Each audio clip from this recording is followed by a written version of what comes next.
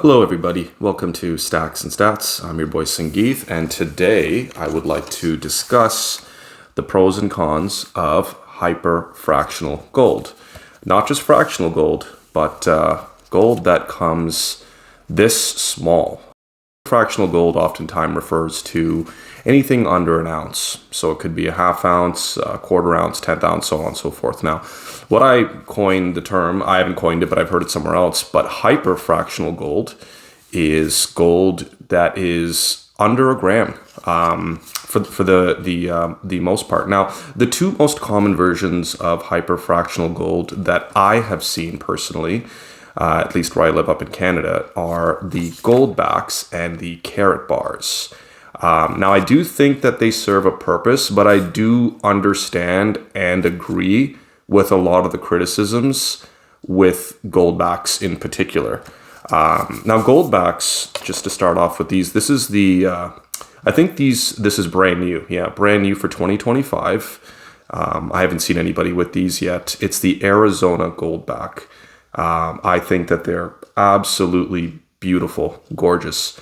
Goldbacks do come with a bunch of security features. If you shine a black light here, you'll see that there is a UV signature on the back. Now, Goldbacks, essentially, long story short, they're like voluntary currency.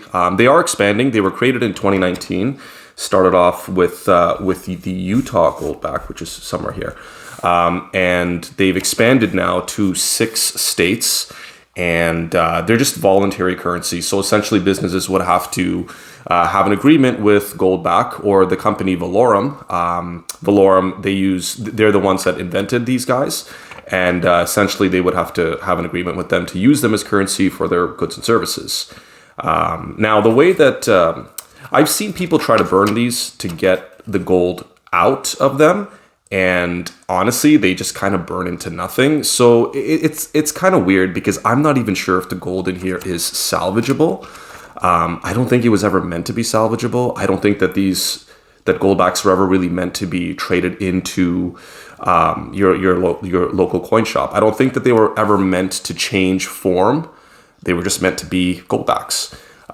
So I think kind of, judging them on that rubric isn't totally fair. But yeah, they are neat. And, this is the first Goldback I ever had. And yeah, this is the Utah Goldback. So this was the first one that was ever released, and you can see how much they have improved. I thought this was gorgeous. And then when the Florida ones came out, like, that just blew me away. That is an absolute gorgeous, just the design and the artistry on it. It's just beautiful. Now, they're made by a company, like I said, called Valorum. Now, Valorum uses this special technology. They call it the Aurum technology, but Aurum just means gold.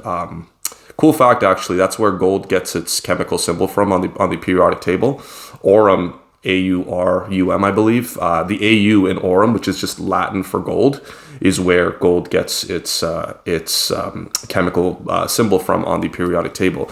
Now, what they do is they've patented this technology where they essentially spray like this very thin atomic film of gold, and they sandwich it in between 2 pieces of polymer.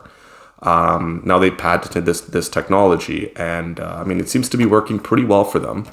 Now, on the other hand, the Karatbars are, in fact, I like these just a little bit better. The Karatbars were made by a company called Karatbar, and I'm just going to do a close-up here. That gold little shaving in there is actually 4/9 fine Nadir gold. Now, the Nadir is a reputable company. I've seen a lot of their gold bars in silver. I actually own some of them. And I personally like the Karatbars a little bit better. Now, the company itself is marred with controversy just because there's been allegations of them, with Ponzi scheming and all that stuff. But it doesn't change the fact that is pure gold. Now, I like Nadir bars a little bit better just because this is a gold shaving that's sandwiched in between. It's almost laminated in this pocket, and I can actually cut that out and I can remove that gold, and it's 0.1 grams. So I personally like these better. The only thing is this is not really seen or used as a version or a form of currency or something that I can barter with as much as these are. At least that's what these are designed to be. These aren't really recognized or approved in any state or province as far as I know. Now, I know a lot of people have their gripes with hyperfractional gold, specifically the Goldbacks. And honestly, I'm going to agree with them. I own some of them, as you can see here, but there's a reason why I own more of the Karatbars than I do the Goldbacks. The premiums on these, they're like, to say that they're high is an understatement because they are extremely high. The premiums are well over 100%. And I don't think that it is worth to stack. Do I think that hyperfractional gold has a purpose? Of course I do. And that's the whole reason why I actually own some.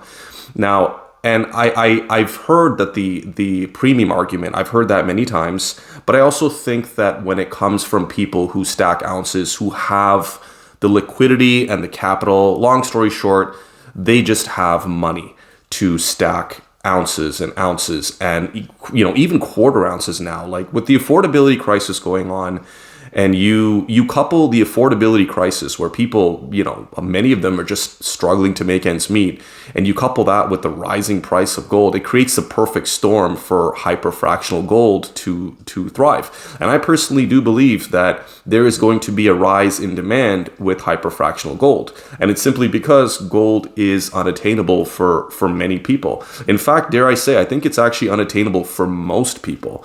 Just because, I mean, you're talking in Canada, this is $5,900 to $6,000 an ounce. And I think that hyperfractional gold, specifically with the Goldbacks, they have done a great job in making these very visually appealing to the eye. I mean, say what you want about Goldbacks, but they are like pieces of art, and it's just amazing what they've done, and they are expanding. So I do think that their customer base is getting bigger. I also just wanted to show you this new Dallas Fort Worth one that I got. I think that one's also beautiful. It's the first one I think that uses a landscape view versus the vertical view. But I think this one's a special order, and as far as I know, Texas is going to be the next state that Valarum is going to introduce into their lineup. So that's just a quick look at the Dallas Fort Worth, Texas 1/1000th troy ounce. Now, just to kind of go back to the whole visual appeal of hyperfractional gold and the way that they are marketing these products. I genuinely believe that if there's someone that is new to stacking and they don't want to spend a lot of money, like I've done the math. So if I take all of these Karatbars, okay, I think I have like 19 or 20 in here, okay, all these Karatbars and all these beautiful Goldbacks, okay, just human psychology. What will the average person who will be getting into gold and silver, which I genuinely believe is going to happen, the retail market is going to flood into gold and silver. It is just a matter of time. I think the sound money fever is going to spread, and it's going to spread aggressively. But the average person that's looking to buy or looking to get their feet wet with gold and silver, all of this gold right here is equal to this 1/10 ounce gold maple that I have.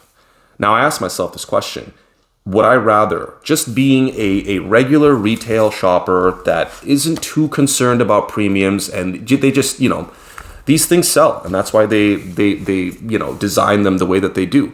What is more visually appealing? Is it going to be all of this, or this?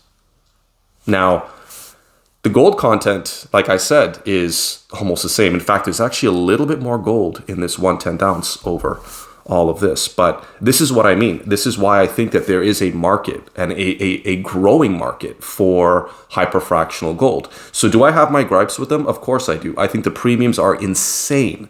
But do I think that there's going to be a market for fractional gold? 100%. Hyperfractional gold, 100%. But yeah, that's my opinion on hyperfractional gold. I do appreciate that if you do like this content and you like to hear my opinions on these things, if you could subscribe and like this video. My goal is to get to 100 subscribers. So thank you very much, and have a great day.